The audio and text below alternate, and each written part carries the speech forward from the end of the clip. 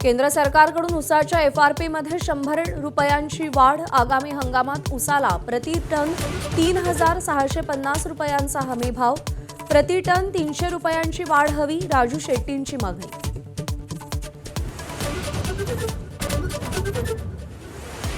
Sai resort प्रकरणात अनिल परब यांची निर्दोष मुक्तता। खेडच्या अतिरिक्त व जिल्हा सत्र न्यायालयाचा निर्णय। जमीन आणि बांधकाम हे स्वतंत्र घटक म्हणत न्यायालयाकडून निर्दोष मुक्तता।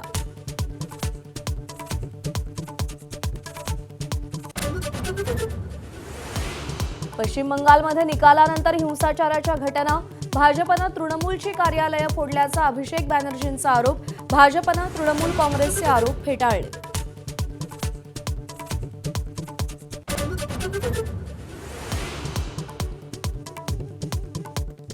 ममता बॅनर्जी यांचा मुख्यमंत्रीपदाचा राजीनामा देण्यास नकार। राजभवनात जाणार नाही अशी घोषणा। मात्र घटनात्मकदृष्ट्या उद्या विधानसभेची मुदत संपल्यानंतर आपोआप मुख्यमंत्रीपद जाणार।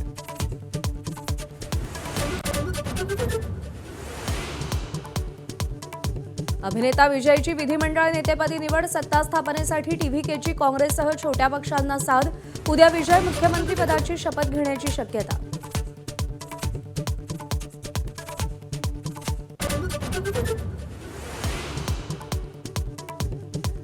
SRPF भरतीच्या लेखी परीक्षेतल्या गोंधळानंतर भरती स्थगित। ABP माझाच्या बातमीचा मोठा इम्पॅक्ट। प्रकरणाची चौकशी करण्याचे पोलीस उपमहानिरीक्षकांचे आदेश।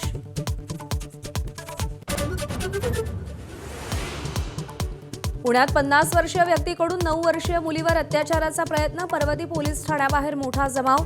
आरोपी पोलिसांच्या ताब्यात।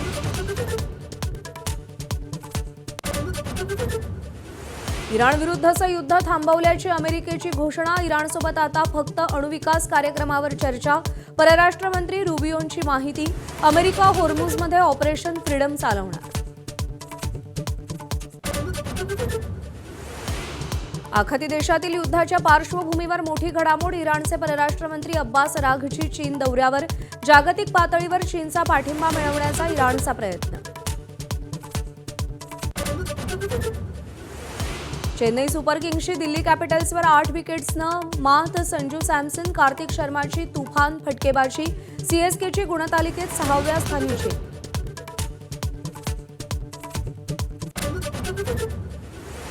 युट्यूबर संग्राम पाटील यांना मुंबई उच्च न्यायालयाचा मोठा दिलासा। लुकआउट सर्क्युलरमध्ये बदल करण्याचे उच्च न्यायालयाचे आदेश। संग्राम पाटील यांचा ब्रिटनला परत येण्याचा मार्ग मोकळा। पुण्यामध्ये पर्वती भागात 9 वर्षाच्या मुलीवरती लैंगिक अत्याचाराचा प्रयत्न करणाऱ्या नराधमावर गुन्हा दाखल झालाय। नराधम आजोबाला पोलिसांनी बेड्या ठोकल्यात। पुण्यातल्या पर्वतीमध्ये झालेल्या प्रकरणात नराधमाला अटक करण्यात आली आहे। 9 वर्षाच्या चिमुरडीवर लैंगिक अत्याचाराचा प्रयत्न करणाऱ्या व्यक्तीविरोधात पॉक्सो अंतर्गत गुन्हा दाखल करण्यात आलाय।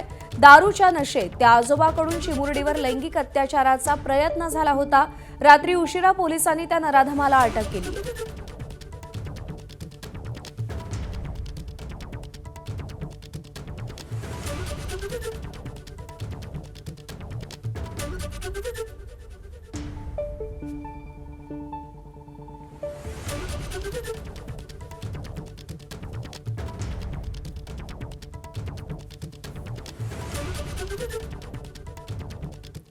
दरम्यान या घटनेनंतर परिसरात तणावाचं वातावरण निर्माण झालं असून संतप्त नागरिकांनी पर्वती पोलीस ठाण्यासमोर ठिय्या आंदोलन देखील केलं।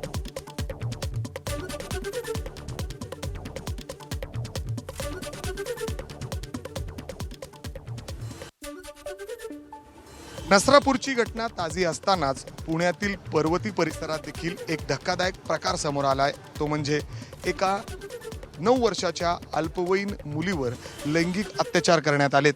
एका 50 वर्षाच्या या नराधमाने हे अत्याचार केलेले आहेत असा प्रकार आता समोर आलेला आहे। पोलिसांनी तात्काळ या आरोपीला ताब्यात घेतलेला आहे। त्याच्यावर कारवाई करतायत, अटक केलेली आहे। माझ्यासोबत या वस्तीत या पर्वती परिसरात राहणाऱ्या महिला, त्यांना नक्की काय वाटतं, खरंच त्यांना सुरक्षित वाटतं का पुण्यामध्ये, हे आपण त्यांच्याकडून जाणून घेत आणि नक्की काय प्रकार घडलाय, काय नक्की घडतंय, सुरक्षित वाटतं खरंच? अजिबात नाही वाटत, सुरक्षितता अजिबात नाही वाटत। नसरापूरची घटना ताजी असतानाही आता पाहतोय तर पायाखालची जमीनच हादरली। म्हणजे त्याच घटनेची पुनरावृत्ती होती इथं। म्हणजे आम्ही आमच्या मुली बाळी कशा म्हणजे कुणाच्या शिक्षणासाठी तरी आम्ही सोडू शकतो का यांना रिकामं म्हणजे त्यांच्या सोबत सतत आम्ही राहू तर शकत नाही. बरं घरातूनच आताची घटना तर घरातलीच आहे. अगदी अगदी तेच म्हणतोय, म्हणजे घरातून अशा घटना घडत आहेत. खरंच त्यांच्यावरतीच विश्वास नाही राहिला तर शेजाऱ्यांवरती तरी कसा विश्वास ठेवणार. मुली सोबत इथं काही तरुणी आहेत. खरंच त्यांना काय पुण्यामध्ये प्रवास करताना इतर फिरताना खरंच त्यांना सुरक्षित वाटतं का, हे आपण त्यांच्याशी बोलूयात. ताई, खरंच आता जी इथं घटना घडली ती आत चिड आणणारी आहे, सगळं काय आहे. खरंच परिसर सेफ वाटतो, सुरक्षित. आज पोलीस एवढ्या मोठ्या संख्येने इथं आलेत, कारवाई करतायत, आरोपीला अटक केली त्यांनी. अजिबात नाही वाटत. जाताना असं भीतीदायक वाटतं, म्हणून आई वडील येते सोबत सोडायला. कुठं पण असू दे, कॉलेज असू दे, घर असं क्लासेस असू दे, तरी वडील येते सोडायला. म्हणून ते सेफ वाटतं जरा. वडील असतात. एकटं नाही सोडत कुठं घरचे. मग हे असं प्रकरण कळतं ना असं कानावर, म्हणून वडील असते सोबत. लोकांमध्ये नाराजगी, चीड, संताप या ठिकाणी दिसतंय. या आरोपीला लोकांमध्ये सोडून द्या, अन्यथा तात्काळ त्याला फाशी द्या, अशी मागणी या ठिकाणी होतीये. कॅमेरामॅन अमोल गवाळेसह मी मिकी घई, ABP माझा, पुणे. गृहमंत्र्यांना एकच मागणी आहे की वारंवार या घटना होत आहेत. फक्त तुमच्या माध्यमातून गृहमंत्र्यांना एक निरोप आहे की ज्या अशा घटना घडत आहेत लहान मुलींवरती, ह्याच्यावरती एक स्वतंत्र न्यायालय पाहिजे, स्वतंत्र कायदा पाहिजे आणि तो कडक कारवाई करणारा पाहिजे, म्हणजे असे नराधम जन्माला घालणार नाही. नसरापूरच्या प्रकरणामध्ये त्यांनी जर लगेच अंमलबजावणी केली असती तर ह्या घटना घडल्या नसत्या असं मला वाटतं. तर गृहमंत्र्यांनी लवकरात लवकर कारवाई करावी.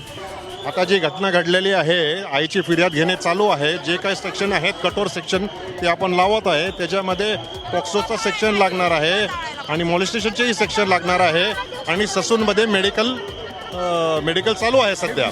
काय काय यांचं काय म्हणणं आहे? तर मागं लाठीचार्ज होत आहे असं त्यांचं म्हणणं आहे. लाठीचार्ज होत नाहीये.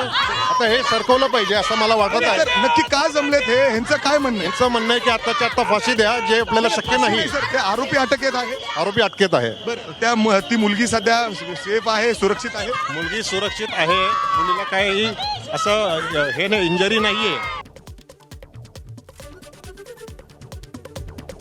तर पुण्यामध्ये जमाव संतप्त झाला होता. आरोपीला तात्काळ फाशी देण्याची मागणी या जमावानं केलेली होती. पोलिसांनी त्या नराधमाला अटक केलेली आहे. राज्याच्या गृहमंत्र्यांना या सगळ्या स्थानिकांनी साकडं घातलंय की अशा पद्धतीनं जे नराधम स्त्रियांवरती, लहान मुलींवरती अत्याचार करतायत त्यांच्या विरोधात तातडीनं कठोर कारवाई केली जावी. काल रात्रीचा हा पुण्यातला पर्वती भागातला प्रकार आहे. मोठ्या संख्येनं जमाव इथे जमलेला होता. एका 9 वर्षांच्या लहान मुलीवर एका 50 वर्षीय नराधमानं अत्याचाराचा प्रयत्न केला. ती मुलगी सध्या सुरक्षित आहे असं पोलिसांकडून सांगितलं जात आहे. त्या आरोपीला देखील अटक करण्यात आलेली आहे. नसरापूरची घटना ताजी असताना पुढच्या अवघ्या 5 ते 6 दिवसात पुण्यामध्ये पुन्हा असा प्रकार घडलेला आहे. त्यामुळे पुण्यातल्या महिलांची, मुलींची सुरक्षितता नेमकी कोणाच्या हाती आहे, ती वाऱ्यावर आहे का, असा सवाल उपस्थित होतोय. त्यामुळे या सगळ्या नागरिकांना आश्वस्त करणं आणि पुन्हा एकदा कायदा सुव्यवस्था प्रस्थापित करणं आणि अशा नराधमांना चाप बसेल अशी कारवाई करणं गरजेचं असल्याचं मत स्थानिकांकडून व्यक्त केलं जात आहे.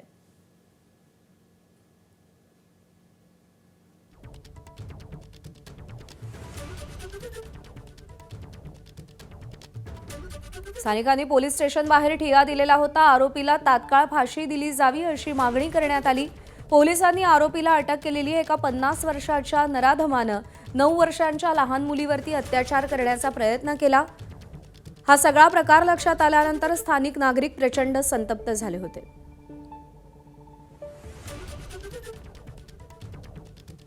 जो है सो गए हैं. लड़की जो है सो अभी ससून हॉस्पिटल में है, जहां उसका मेडिकल चेकअप हो रहा है. FIR दाखिल करने का काम चालू है. मैं लोगों से आह्वान करता हूं कि पुलिस को अपना जो लीगल काम है वो करने दें, क्योंकि यहाँ पे क्राउड जमा होने से उनको जो बाकी लीगल प्रोसेस पूरा करना है उसमें अड़चन हो रही है. पुढची बातमी पाहूया. पश्चिम बंगाल, आसाममधील भाजपच्या विजयावर मराठा आंदोलक मनोज जरांगेंनीही शंका उपस्थित केली. तसंच राज्यात महिलांवरील अत्याचाराच्या वाढत्या घटनांवरूनही जरांगेंनी संताप व्यक्त केला. जोपर्यंत मुख्यमंत्री देवेंद्र फडणवीस यांच्या नेतृत्वाखाली सरकार सत्तेत आहे तोपर्यंत राज्यामध्ये हत्या आणि अत्याचाराच्या घटना घडत राहणार आहेत. फडणवीसांच्या सरकारचं काम राक्षसी वृत्तीनं सुरू आहे, त्यामुळे हे सरकार आटपावंच लागेल असा इशाराही त्यांनी दिला.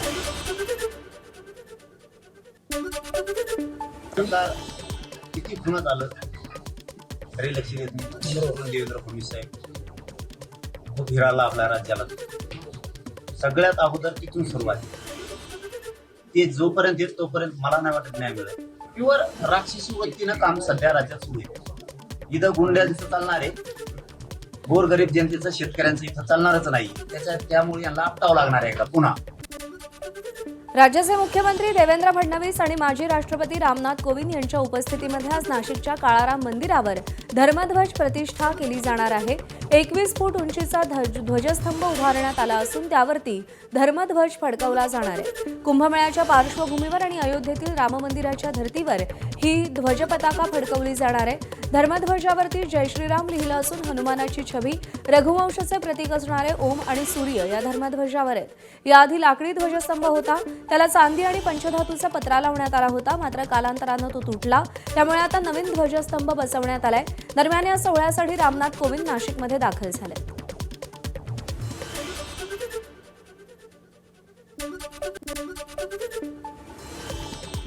राज्य राखीव पोलीस दल म्हणजेच SRPF गट 5 अंतर्गत होणारी भरती एबीपी माझाच्या बातमीनंतर स्थगित करण्यात आली आहे. पोलीस उपमहानिरीक्षक पुणे यांनी या प्रकरणात सखोल चौकशीचे आदेश दिले. महाराष्ट्र पोलीस भरती अंतर्गत होणाऱ्या SRPF गट 5चं लेखी परीक्षेमध्ये एक धक्कादायक प्रकार उघडकीस आला होता. एका खासगी प्रकाशकानं प्रसिद्ध केलेल्या पुस्तकातील 100 पैकी तब्बल 85 प्रश्न लेखी परीक्षेच्या प्रश्नपत्रिकेत जसेच्या तसे उचलण्यात आले होते. पोलीस दलासारख्या महत्त्वाच्या भरतीचे प्रश्नसंच स्वतः तज्ज्ञ अधिकाऱ्यांनी काढणं अपेक्षित असताना एकाच पुस्तकातील 85 प्रश्न प्रशासनानं घेतलेच कसे असा सवाल उपस्थित करण्यात येतोय. त्यामुळे विद्यार्थी आणि विद्यार्थ्यांसाठी काम करणाऱ्या संघटनांकडून संताप व्यक्त केला जातोय. SRPF गट 5च्या लेखी परीक्षेत आम्ही कोणत्याही चौकशीला तयार असल्याचं महाराष्ट्र पब्लिकेशन अकॅडमीचे ज्ञानेश्वर बांगर यांनी म्हटलंय. दरवर्षी झालेल्या प्रश्नपत्रिकेमधून सुद्धा प्रश्न कॉपी होतात आहे असे. एखादा होणं हे आम्हाला मान्य आहे, पण हे 85 आणि 80 प्रश्न जर मॅच होत असतील तर कारण की याच्या अगोदर एखादा 2-3, 4-5 प्रश्न असे खूप कॉपी झालेले आहेत. आपल्याच पुस्तकातून झाले तर वेगवेगळ्या ठिकाणी. पण एकच सोबत जर 85 होत असते तर नक्कीच याचं आम्ही समर्थन करत नाहीत. आणि याची जी निपक्षपणे जी चौकशी सरकारच्या मार्फत जी करायची आहे ती सरकारने नक्कीच केली पाहिजे. तुम्ही आता म्हणत असाल तर जर तुम्हाला चौकशीसाठी बोला तर तुम्ही समोर जायला तयार आहात? 100% ज्यावेळी चौकशीला जातील तेव्हा आम्ही कोणत्याही चौकशीला तयार आहोत. यंदाचं वर्ष हे अल निनोचं असल्यामुळे राज्यात पाऊसमान कमी राहण्याची शक्यता व्यक्त केली जाते. परिणामी शेतकऱ्यांच्या अडचणींमध्ये वाढ होणार असल्याचे स्पष्ट संकेत मिळत आहेत. परभणीच्या वसंतराव नाईक मराठवाडा कृषी विद्यापीठातील हवामानशास्त्र विभागानं मागच्या 3 वर्षांचा डेटा अभ्यासून यंदाच्या परिस्थितीसंदर्भात महत्त्वपूर्ण निष्कर्ष मांडलेत. आणि या अभ्यासानुसार अल निनोच्या काळात सरासरीपेक्षा कमी पाऊस पडतो, ज्याचा थेट परिणाम शेती उत्पादनावर होतो. नेमके काय निष्कर्ष काढण्यात आलेत, शेतकऱ्यांसह प्रशासनानं काय केलं पाहिजे या संदर्भात डॉक्टर कैलास राखोरे यांच्याशी आमच्या प्रतिनिधींनी संवाद साधलाय. आपल्यासोबत वसंतराव नाईक मराठवाडा कृषी विद्यापीठातील हवामान विभागाचे प्रमुख डॉक्टर कैलास डाकोरे आहेत. त्यांनी या एल निनोच्या मागच्या 20 ते 25 वर्षांचा डेटा काढला आणि त्यातून शेतकऱ्यांनी आणि यंत्रणेनं काय करायला पाहिजे हे ते सांगणार. सर, नेमकं यावर्षी काय होणार आहे किंवा म्हणजे पाऊसमान कमी किंवा जास्त एल निनोच्या या वर्षामुळं हे पहिल्यांदा आपण जाणून घेऊ. थोडं यावर्षी पाऊसमान कमी आहे. त्याच अनुषंगाने एल निनो वर्षात काय होतं तर एल निनो वर्षामध्ये साधारणतः पाऊसमान तर कमीच राहतं, परंतु ह्या वर्षीचं 2026 एल निनो वर्ष आहे त्याच्यामध्ये असं दिसतंय की जुलैच्या पासून पुढे म्हणजे थोडं ऑगस्ट सप्टेंबर या महिन्यामध्ये त्याचा प्रादुर्भाव एल निनोचा वाढण्याची शक्यता आहे. तर त्या अनुषंगाने आपल्याला सगळी मायक्रो लेवलवर प्लॅनिंग करावं लागणार आहे. तर मग शेतकऱ्यांनी कोणते वाण घ्यायचे किंवा मग त्याची पद्धती कशी? आता तुम्ही म्हणले आंतरपीक घ्या, सोयाबीन असं, तूर असं, तर मग कापसा संदर्भामध्ये कसं? आता कापूसही लागवड होतो मराठवाड्यात वेगवेगळ्या जिल्ह्यांमध्ये. कापसामध्ये पण आपल्या जवळपास सगळेच वाहनं बघितले आपण, प्रायव्हेट कंपनी असेल कुठले असेल मध्यम कालावधीच्या. तर कापसाला सुद्धा आपल्याला घेताना विशेष करून मोठ्या प्रमाणात इरिगेटेड एरियामध्ये कापूस घेतला जातो. तर शेतकऱ्यांना हेच आहे की त्याचं ड्रिपवर त्याचं व्यवस्थितपणे त्याचं मायक्रो सिंचनवर नियोजन करायचं आहे. आणि आपल्याला माहिती आहे की ती दादाला टेक्नॉलॉजी आहे, त्याच्यामध्ये आपण मोठ्या प्रमाणात शेतकरी घेतात. जे तंत्रज्ञान आहे, तंत्रज्ञानाचा आपला अचूक टाईमला वापरून यावर्षी आपल्याला ह्या एलनिनोला आपल्याला थोडी मात करायची. प्रशासनानं पाणी नियोजनाच्या संदर्भात काय करायला हवं? कारण आता आपल्याकडे येलदरी आहे, लोअर दुधनासारखा प्रकल्प आहे, गोदावरी नदी आहे, बंधारे आहेत बऱ्याच ठिकाणी. तर कशा पद्धतीनं पाण्याचं नियोजन? आपण पाहतोय की मे महिना आहे, आता सुद्धा बाष्पीभवनाचा दर सुद्धा वाढलेला आहे. सर्वसामान्य जो बाष्पीभवनाचा दर राहतो तसाच आहे सध्याच्या परिस्थितीमध्ये. परंतु भविष्यामध्ये आता आपल्याला दुष्काळ दिसतो, त्या अनुषंगाने आत्ताच आपल्याला काही उपाययोजना केल्या पाहिजे की बाष्पीभवन आपलं थोडं कसं कमी होईल, पाणी कसं ड्रिपच्या माध्यमातून सूक्ष्म आपले जे पद्धती आहेत त्याच्या माध्यमातून आपण मॅनेज करायचं आहे. आणि येणाऱ्या सीझनमध्ये आपण असं गृहीत धरूया की जनावराला चारा लागणार आहे, त्या अनुषंगाने आपल्याला त्या चाऱ्याचं सुद्धा आपण आतापासून नियोजन करायला काय हरकत नाही. BBF तंत्रज्ञान असेल, म्हणजे विविध पीक पद्धती असेल, ही अवलंबन करणं खूप गरजेचं बनलेलं आहे. कारण यावर्षी पाऊसमान जे ते कमी असणार आहे. कॅमेरा पर्सन व्यंकटेशचं पंकज क्षीरसागर, ABP माझा, परभणी. अल्निनोचा धोका लक्षात घेता कृषी विभागानं कमी पावसात अधिक उत्पन्न देणाऱ्या पीक पद्धतीचं शेतकऱ्यांना प्रशिक्षण द्यायला सुरुवात केली आहे. नानाजी देशमुख कृषी संजीवनी प्रकल्पाअंतर्गत हवामान अनुकूल तंत्रज्ञान वापरणं, रुंद वरंभे पद्धतीनं पिकाची लागवड कशी करावी याचं प्रशिक्षण दिलं जात आहे. आणि त्यासाठी नागपूरच्या कडक उन्हात कृषी अधिकारी शेतकऱ्यांच्या बांधावर पोहोचलेत. या माध्यमातून येणाऱ्या खरीप हंगामात अल्निनोच्या प्रभावाशी लढता येऊन कमी पावसात देखील अधिक उत्पन्न कसं घेता येईल यासाठी सरकारचा प्रयत्न असल्याचं कृषी अधिकाऱ्यांनी सांगितलेलं आहे. याचा आढावा घेतलाय तुषार कोहळे यांनी. खरीप हंगामामध्ये कमी पावसामध्ये कशा प्रकारे शेती करायची त्यासाठीचं हे प्रशिक्षण इथे दिलं जात आहे. आणि निश्चितच कृषी विभागाचं कौतुक करायला पाहिजे की खरीप पूर्व तयारीच्या आधीच त्यांनी ही प्रशिक्षण वर्गाला सुरुवात केलेली आहे. आपण कृषी अधिकारी त्यांना विचारूया, काय शासनाच्या गाईडलाईन्स आहे आणि कशा प्रकारचं प्रशिक्षण दिलं जात आहे? सदर प्रशिक्षणातील गावातील सर्वसामान्य शेतकरी बंधू भगिनी हजर आहे. आणि आजचं जे आपल्याला तंत्रज्ञान अवगत करायचं आहे, ब्रॉड बेस फरो, रुंद सरी वरंबा पद्धत.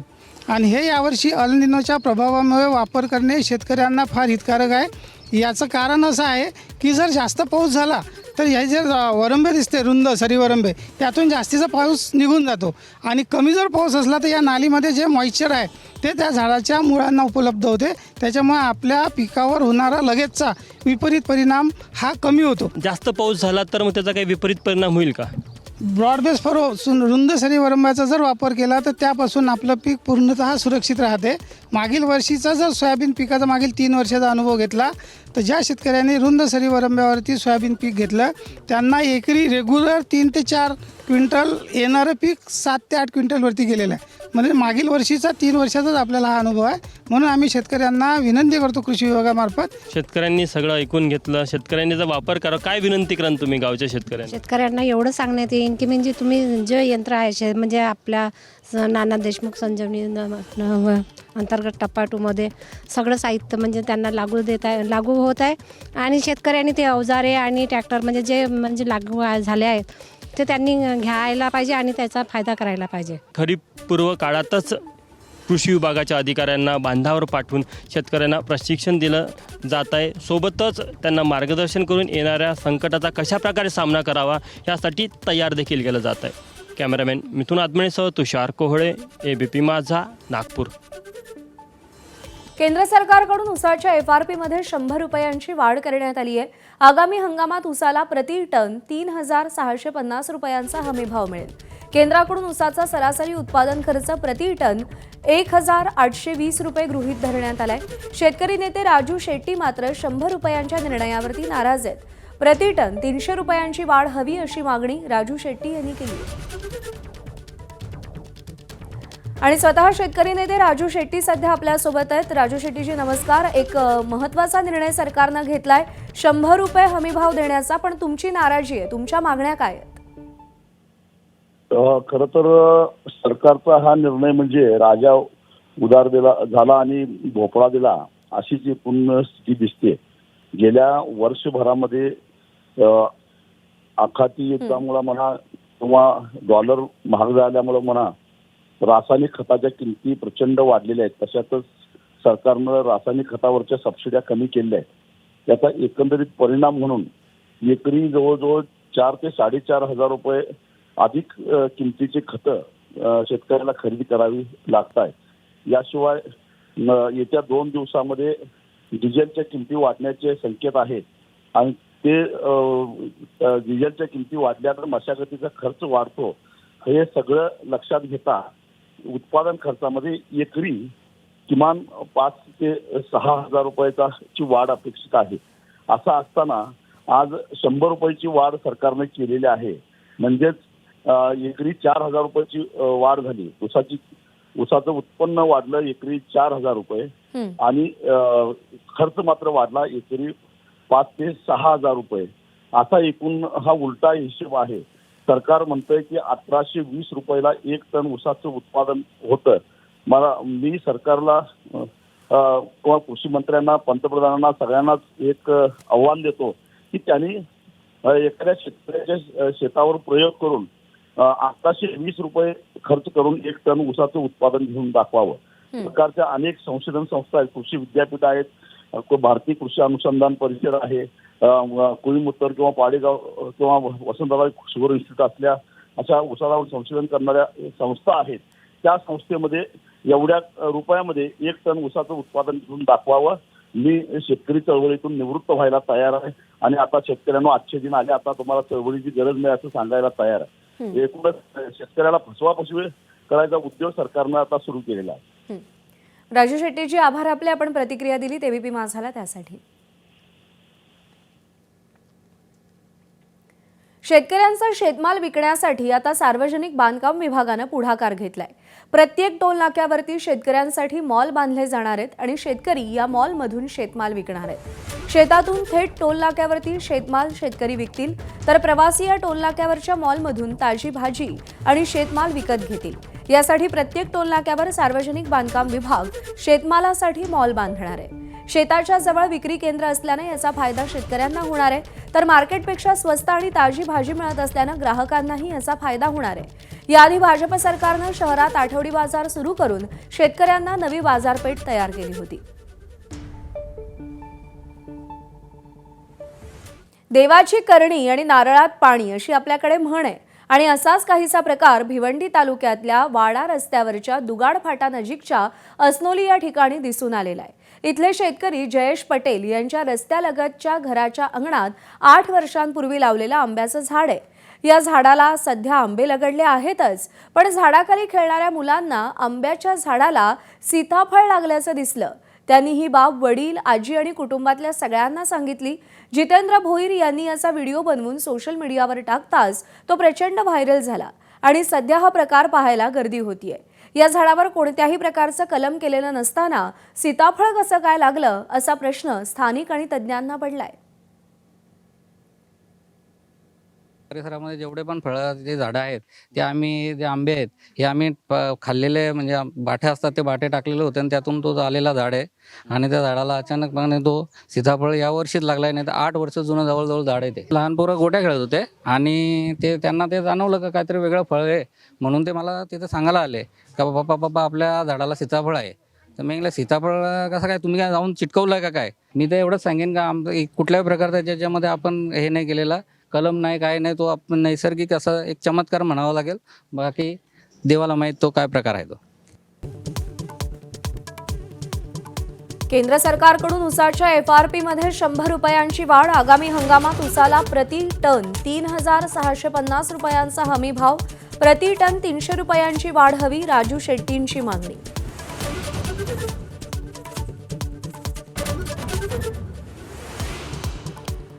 साई रिसॉर्ट प्रकरणात अनिल परब यांची निर्दोष मुक्तता. खेडच्या अतिरिक्त जिल्हा व सत्र न्यायालयाचा निर्णय.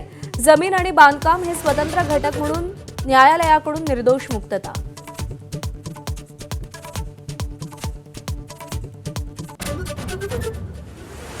पश्चिम बंगालमध्ये निकालानंतर हिंसाचाराच्या घटना. भाजपनं तृणमूलची कार्यालयं फोडल्याचा अभिषेक बॅनर्जींचा आरोप. भाजपनं तृणमूल काँग्रेसचे आरोप फेटाळले.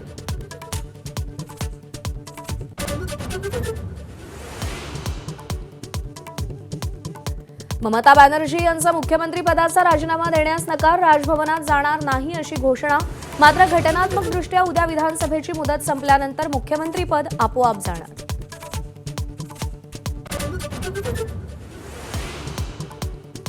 अभिनेता विजयची विधिमंडळ नेतेपदी निवड, सत्ता स्थापनेसाठी टीव्हीकेची काँग्रेससह छोट्या पक्षांना साथ.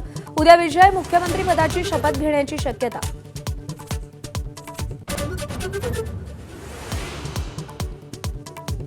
एसआरपीएफ भरतीच्या लेखी परीक्षेतल्या गोंधळानंतर भरती स्थगित. एबीपी माणसाच्या बातमीचा मोठा इम्पॅक्ट, प्रकरणाची चौकशी करण्याचे पोलीस उपमहानिरीक्षकांचे आदेश. स्पर्धा परीक्षेची तयारी करणाऱ्यांसाठी खुशखबर, आता एमपीएससी तलाठ्यांचीही भरती परीक्षा घेणार. 1700हून अधिक पदांच्या भरतीसाठी तयारी सुरू. पुण्यात 50 वर्षीय व्यक्तीकडून 9 वर्षीय मुलीवर अत्याचाराचा प्रयत्न, पर्वती पोलीस ठाण्याबाहेर मोठा जमाव, आरोपी पोलिसांच्या ताब्यात. इराण विरुद्धचं युद्ध थांबवल्याची अमेरिकेची घोषणा, इराणसोबत आता फक्त अणुविकास कार्यक्रमावर चर्चा. परराष्ट्र मंत्री रुबियोंची माहिती, अमेरिका होर्मुझमध्ये ऑपरेशन फ्रीडम चालवणार.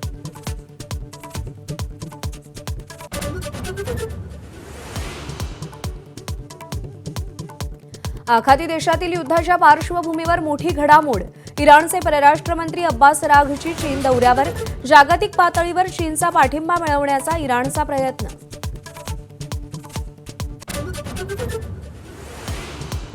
चेन्नई सुपर किंग्सचा दिल्ली कॅपिटल्सवर 8 विकेट्सनं विजय, संजू सॅमसन, कार्तिक शर्माची तुफान फटकेबाजी, सीएसकेची गुणतालिकेत 6व्या स्थानी झेप.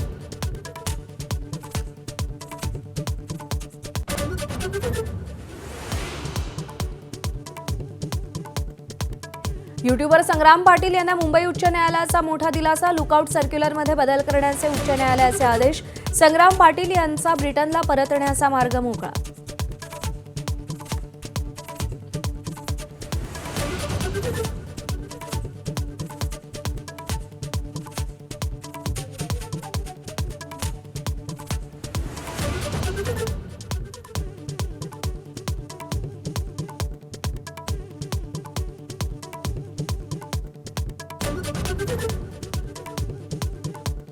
Headlines brought to you by चितळेंची बाकरवडी, एकदम खास कारण चवीला भारी आणि पाम ऑइल अजिबात नाही. ब्रेकनंतर बुलेटिनमध्ये आपल्या सगळ्यांचं पुन्हा एकदा स्वागत. इराण विरुद्धचं युद्ध थांबवल्याची अमेरिकेनं घोषणा केली आहे. ऑपरेशन एपिक फ्युरी थांबवलं अशी परराष्ट्र मंत्री मार्को रुबियो यांनी घोषणा केली आहे. राष्ट्राध्यक्ष डोनाल्ड ट्रम्प यांनी काँग्रेसला तसं कळवलेलं आहे असं रुबियोंनी सांगितलंय. आता इराणसोबत फक्त अणुविकास कार्यक्रमावर चर्चा होईल असंही रुबियो म्हणाले.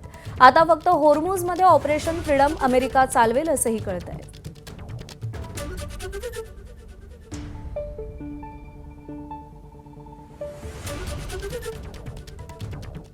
तर डोनाल्ड ट्रम्प यांनी प्रोजेक्ट फ्रीडमला स्थगिती दिली आहे. प्रोजेक्ट फ्रीडमद्वारे हल्ले करून होर्मुझ खुलं केलं जाणार होतं. पाकिस्तानच्या विनंतीनंतर ट्रम्प यांनी या ऑपरेशनला स्थगिती दिली आहे. इराणसोबतच्या चर्चेत बरीच प्रगती आहे, लवकरच अंतिम करार होईल असा विश्वास डोनाल्ड ट्रम्प यांनी व्यक्त केलाय. चर्चेत प्रगती होत असल्यानं लष्करी मोहिमांना स्थगिती दिल्याचं डोनाल्ड ट्रम्प यांनी सांगितलंय.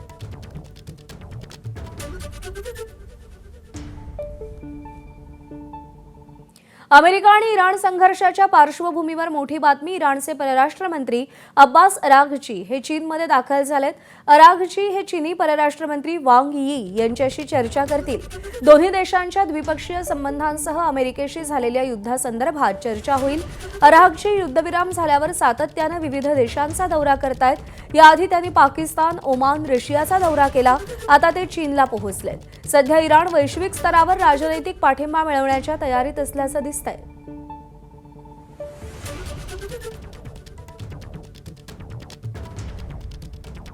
सार्वजनिक ठिकाणी मोठ्या प्रमाणात विषप्रयोग करण्याचा आयसिसनं कट रचला होता आणि या प्रकरणात एनआयएनं विशेष न्यायालयात आरोपपत्र दाखल केलं होतं. जैव दहशतवाद कटामध्ये 3 आरोपींना अटक केली होती. मुख्य आरोपी हैदराबाद स्थित डॉक्टर सय्यद अहमद मोहिउद्दीनसह उत्तर प्रदेशातील आझाद मोहम्मद सुहेल या 2 आरोपींवरती गुन्हे दाखल करण्यात आलेत. नोव्हेंबर 2025 मध्ये गुजरात एटीएसनं डॉक्टर मोहिउद्दीनला एका टोल नाक्यावरती अटक केली. त्याच्या वाहनात बेकायदेशीर शस्त्र, 4 लिटर एरंडेल तेल आणि इतर आक्षेपार्ह साहित्य आढळून आलं. त्याच दिवशी आझाद आणि सुहेल यांनाही अटक करण्यात आली. या दोघांनी राजस्थानातील हनुमानगड येथील एका ठिकाणाहून पैसे आणि बेकायदेशीर शस्त्र उचलून ती गुजरातमधील छत्राल इथे पोहोचवल्याचं तपासात उघड झालं. डॉक्टर मोहिउद्दीननं एरंड्यांच्या बियापासून रिसिन हे अत्यंत घातक जैविक विष तयार करण्याचं काम स्वतःच्या घरात सुरू केलं होतं. या विषाचा वापर सार्वजनिक ठिकाणी निरपराध लोकांवरती करण्याचा या टोळीचा इरादा होता.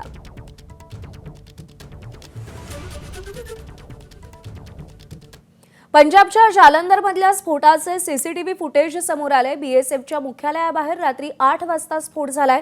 पार्सल घेऊन आलेल्या डिलिव्हरी बॉयच्या स्कूटीमध्ये हा स्फोट झालाय.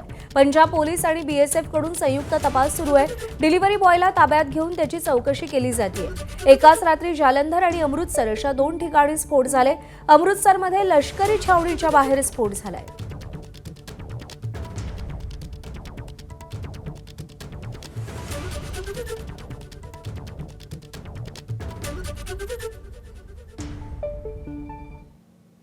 खासदार संजय दिना पाटलांच्या पत्नीच्या भेटीसाठी आमदार मिलिंद नार्वेकरही पोहोचलेत. उपमुख्यमंत्री शिंदेंनी रुग्णालयात जाऊन भेट घेतलेली होती.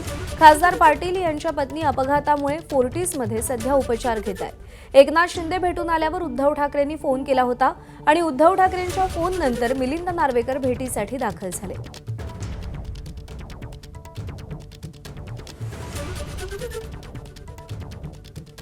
तर उपमुख्यमंत्री एकनाथ शिंदे यांनी फोर्टिस रुग्णालयाला भेट दिली. खासदार संजय दिना पाटलांच्या पत्नी तिकडे उपचार घेत आहेत.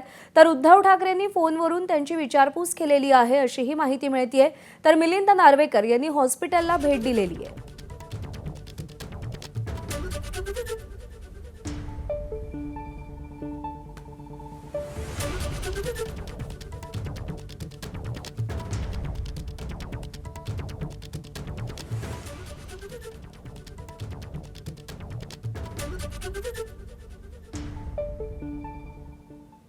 पश्चिम बंगालचा गड 15 वर्षांनंतर हातातून गेल्यानं अस्वस्थ झालेल्या ममता बॅनर्जींनी काल पत्रकार परिषद घेतली.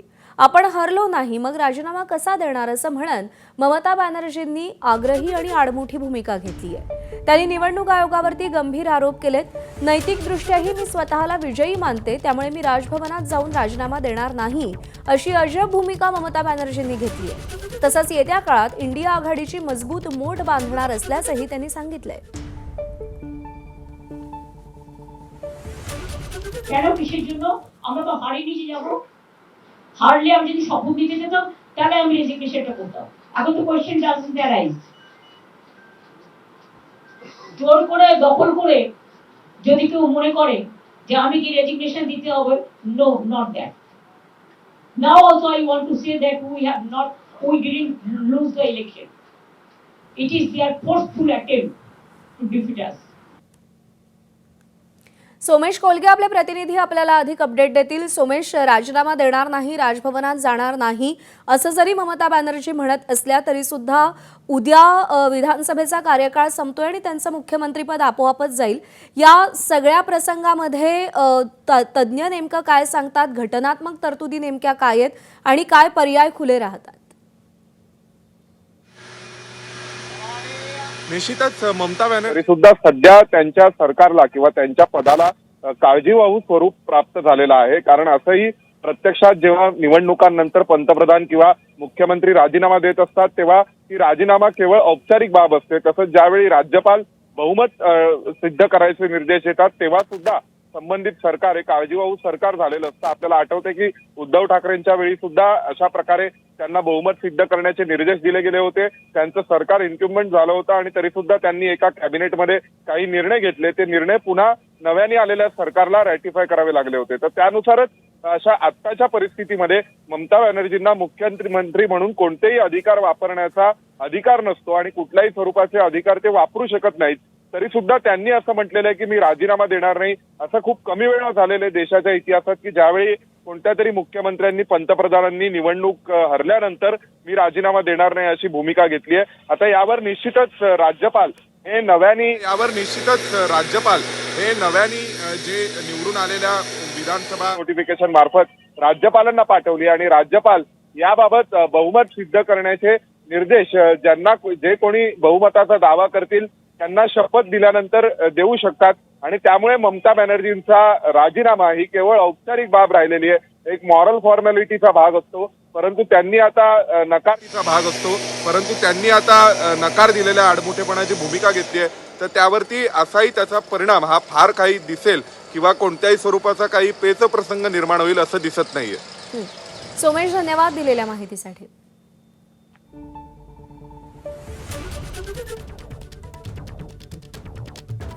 दरम्यान संविधानाची घेतलेली शपथ नेत्यांनी स्मरणात ठेवावी असं ॲडव्होकेट साळवे म्हणालेत. ममता बॅनर्जींच्या आडमुठ्या भूमिकेवर ॲडव्होकेट साळवेंनी हे वक्तव्य केलंय. तुम्ही संविधानाची शपथ घेतली होती, रिकाम्या पुस्तकाची नाही असंही ते म्हणतायत. सुप्रीम कोर्टाप्रमाणे निवडणूक आयोगही संविधानिक संस्था आहे हे मान्य करा असं ॲडव्होकेट साळवे म्हणाले.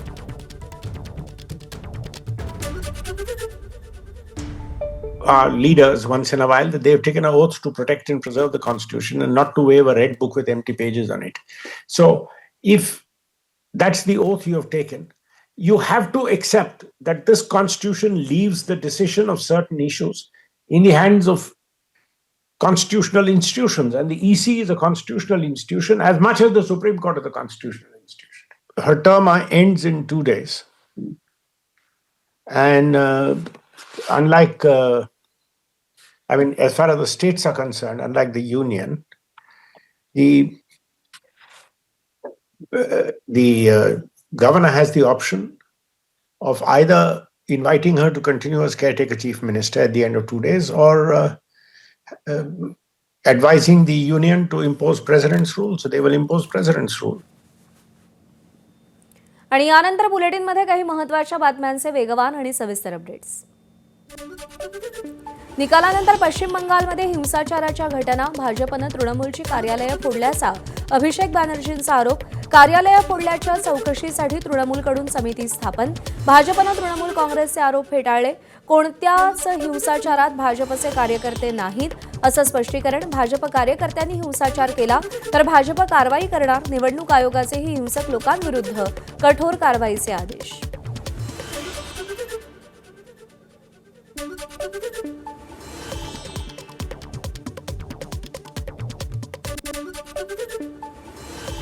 केंद्रीय निवडणूक आयुक्त ज्ञानेश कुमार यांनी पश्चिम बंगालमध्ये हिंसा भडकवणाऱ्यांवर आणि तोडफोड करणाऱ्यांवरती कठोर कारवाई करण्याचे निर्देश दिलेत.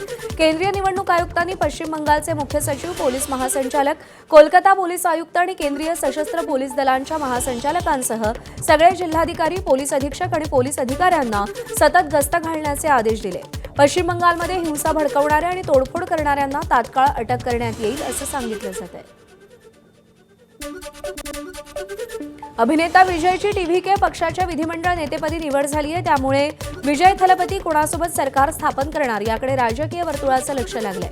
टीव्हीकेनं आपल्या पहिल्याच निवडणुकीत 234 पैकी 108 जागा जिंकून इतिहास घडवलाय, तर बहुमताचा आकडा 118 आहे. त्यामुळे टीव्हीकेला सत्तेचा सोपान गाठण्यासाठी 10 जागांची गरज आहे. त्यामुळे टीव्हीकेचा काँग्रेससह छोट्या पक्षांना सोबत घेत सत्ता स्थापन करण्याचा प्रयत्न आहे. तर 7 मे रोजी विजय मुख्यमंत्री पदाची शपथ घेतील अशी शक्यता आहे.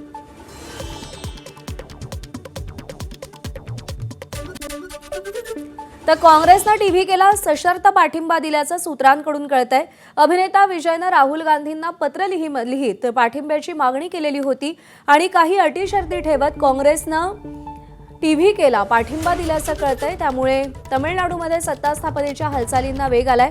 राहुल गांधींना अभिनेता विजयने पत्र लिहिलेलं होतं आणि त्या पार्श्वभूमीवर काँग्रेसनं टीव्हीकेला सशर्त पाठिंबा दिल्याचं सूत्र सांगतायत. तमिळनाडू संदर्भात मल्लिकार्जुन खरगेंच्या निवासस्थानी महत्त्वाची बैठक पार पडलेली आहे आणि अभिनेता विजयनं राहुल गांधींना पत्र लिहित पाठिंब्याची मागणी केलेली होती. काँग्रेसनं टीव्हीकेला सशर्त पाठिंबा दिल्याचं सूत्रांकडून कळतंय. त्यामुळे काँग्रेस आणि टीव्हीकेचं सरकार तमिळनाडूमध्ये स्थापन होण्याच्या शक्यता सध्या निर्माण झालेल्या आहेत. त्यामुळे केरळ पाठोपाठ आता दक्षिणेतल्या आणखी एका राज्यामध्ये काँग्रेस इतर पक्षांसह आघाडी करून सत्तेत येताना आपल्याला पाहायला मिळेल. तमिळनाडूमध्ये काँग्रेसनं टीव्हीकेला सशर्त पाठिंबा दिल्याचं सूत्रांकडून कळतंय.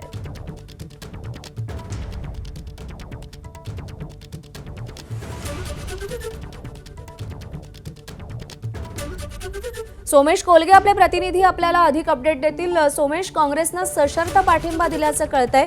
काय अटी काँग्रेसनं TVK समोर ठेवलेल्या आहेत आणि कशी आघाडी असेल ही? निश्चितच काल रात्री काँग्रेसच्या हायकमांडकडून जे तमिळनाडू काँग्रेस कमिटीला निर्देश देण्यात आले होते की त्यांनी TVKला पाठिंबा देण्याविषयी स्थानिक पातळीवर निर्णय करायचा आहे आणि स्वाभाविक विजय यांनी जी भूमिका घेतली की आम्हाला काँग्रेसकडे त्यांनी एक प्रकारे पाठिंबा मागितला, तर त्याचा परिणाम म्हणून काँग्रेसला देखील विजय यांच्या सरकारला पाठिंबा देण्यासारखीच परिस्थिती निर्माण झाली. कारण विजय यांनी एक प्रकारे उद्या असं म्हणण्यासाठी त्यांच्याकडे कारण असलं असतं की आम्ही एका सेक्युलर गव्हर्नमेंटसाठी म्हणून काँग्रेसकडे पाठिंबा मागितला होता.